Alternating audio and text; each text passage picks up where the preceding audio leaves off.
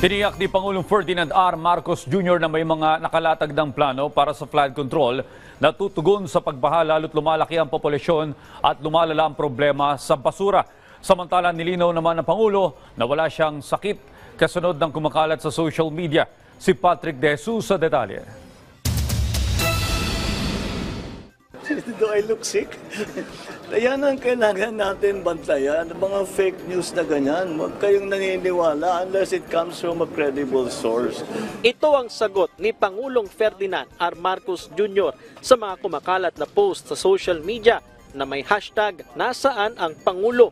Giit ng Pangulo, maayos ang lagay ng kanyang kalusugan kung saan pinangunahan pa niya ang situational briefing sa NDRRMC kaugnay ng epekto ng bagyong Enteng at Habagat. Itinanggi rin niya na nagkaroon siya ng medical emergency. Ang dami kong kaibigan tumawag sa akin, okay ka ba? Okay ka ba? Wala, kalukuhan lang yan. You were in the palace sa bahay niyo kahapon, sir? I was in the most of the day, yes. I had a meeting in the morning. I had a command conference with some of our commanders, and I spent the rest of the day reading my briefs and doing paperwork. Nagulat lang ako when they said that there was medical emergency.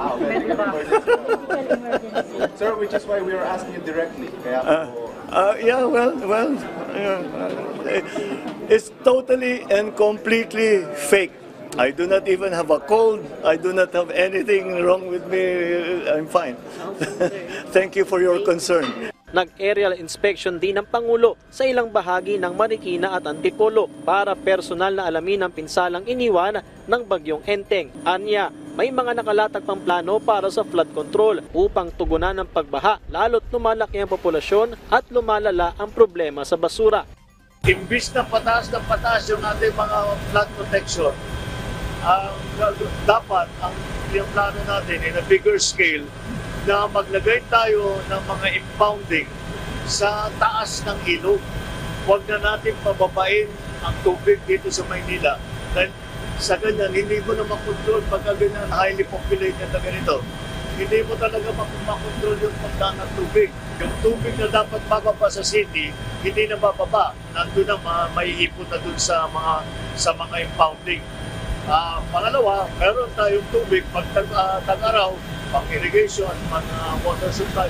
Sa pinakahuling tala ng Office of Civil Defense, umabot na sa higit 440,000 na pamilya o 1.7 milyong individual ang apektado ng bagyong Enteng at Habagat. Umakyat na sa tig-15 ang naiulat na namatay at nasaktan sa Calabarzon at ilang probinsya sa Visayas dahil sa pagkalunod at landslide, habang higit 20 ang nawawala. Alinsunod naman sa direktiba ng Pangulo, tuloy-tuloy ang pagpapaabot ng tulong sa mga apektadong residente kung saan higit 31 million pesos na halaga ng assistance ang naibigay ng gobyerno at mga lokal na pamahalaan. Patrick De Jesus para sa Pambansang TV sa Bagong Pilipinas.